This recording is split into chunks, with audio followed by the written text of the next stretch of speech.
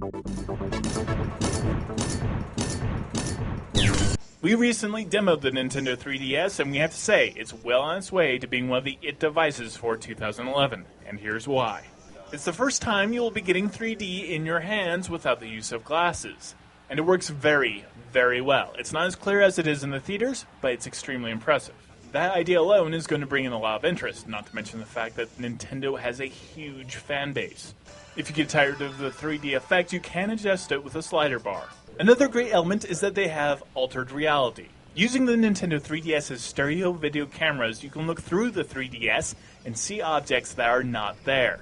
For example, you place a symbol or a card onto a table, the game will actually understand what that symbol is, and then create an image corresponding with it. So in this case, a dragon actually popped out of the desk we were looking at and started breathing fire and warping the desk, and we were able to move the camera around the dragon, and everything adjusted accordingly. It looked real. This worked so well that I actually wondered what else they could use this technology for. Being able to look at signs or billboards or even temporary or permanent tattoos and then see a 3D image pop out of you with the Nintendo 3DS is kind of a wild idea. The Nintendo 3DS will also take 3D photos and allow you to view them. And at launch, it will have some other very smartly programmed games, like a submarine game where you swivel around in your chair to find enemy ships and shoot them.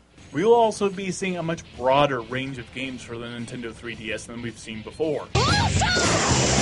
Super Street Fighter, Resident Evil games, as well as those other Nintendo titles you are used to. We did notice that Super Street Fighter doesn't work that well with 3D, just because when you're playing a fighting game you tend to shake the device around a lot, but it's not a deal breaker.